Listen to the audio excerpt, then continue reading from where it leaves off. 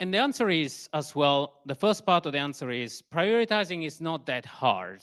We have a very simple way. So if we take the whole list of vulnerability, the one that are really important is just 5%, 1%, your opinion, the one that actually are well known, 25,000, the one that we see on average on our clients. So it's not anymore that scary number of 263,000 because that's included things from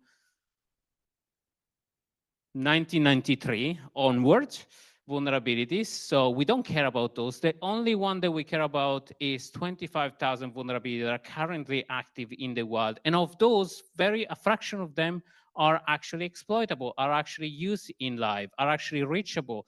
And the one that we need to care about are a single digit.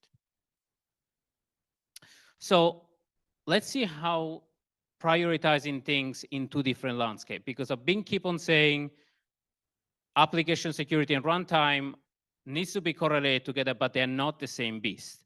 In order to prioritize things from a software perspective, the important things is, do you have a fix available? Is that particular problem reachable? Is that particular problem or library deployed anywhere? Those are the important questions to ask when prioritizing software supply chain vulnerability or any vulnerability in a particular piece of code. What in a cloud environment do you have a fixed? Is that thing deployed in prod? Is that thing exposed? Is that part of a container skill set? Is that container even running? Those are the important things to ask your vulnerability management program. And if you don't have a vulnerability management program that answer those questions, you have a spreadsheet. And throwing a spreadsheet to an LLM will not solve your work because it doesn't have the intelligence to look at things. So if you want to take a very simple answer to what's exploitable, what are the vulnerabilities that we need to take care about, if you just look at the bug bounty active vulnerability, those are 17,000. So we go from 26,000 to 17,000. GitHub active and verified exploit, that's 9,000. Those are not the hidden zero-day vulnerability, but those are the low-hanging fruit that anybody with an automation will try to throw your system. So if you have one of these, please don't burn your money on bug bounty on those things. Please don't give this away. Just throw a scanner, identify an important one, fix them, and then focus on the bug bounty and other things that only people with intelligence or eventually LLM in the future co-find. If you go down the line again, verified exploit, CISA-CAV, who heard of CISA-CAV or VuncheCAV or manually verified exploit? Those are good CTI, those are good elements, include them, they're freely available for everybody.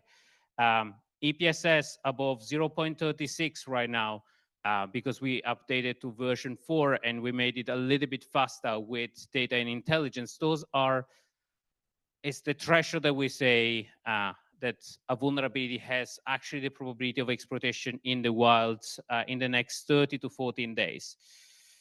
And then, is that asset reachable? Is that asset exposed anywhere? And reachability is going to have different terms. So when you look at the exploitability, who has a definition of exploitability in the room? Who can tell me what's a vulnerability that is exploitable? What does that mean? Do we have a single answer? Reachable is one? Sorry? Easy to break in. Yes, you have a well-known exploit available in the wild. Is that being used? All of the above. All of you are right. So is that popular? You have some free and open source available option to see if a vulnerability is popular. Was this a 0-day? Likely is this going to become an exploit. Is this automatable? You can look at your attack vector if has specific characteristics. And that's where LLM are excellent. And we're going to see an example of how you can use one of the LLM agents that we have to calculate prediction above and beyond EPSS. Is it exploitable? Is it exploitable in the wild? Do we have evidence of that? Do we have good available CTI? All of this will drive down your vulnerability exploitation. There is reachability analysis that we're going to cover on one in a second, because some of this information are not applicable for SCA and container vulnerability. So we need to look at the problem of container vulnerability and open source software being built in container in a slightly different way. also because of scale. So if you want to impress your management team, you give them a pyramid of metrics that you can use. So if you're maturity level 0, you just react on what the scanner says, on CVSS, on basic metrics. And then you're going to start evolving your metrics. You're going to start looking at severity. You're going to look at actual exploitation. You're going to look at the stuff that is actually reachable. So you mature your organization.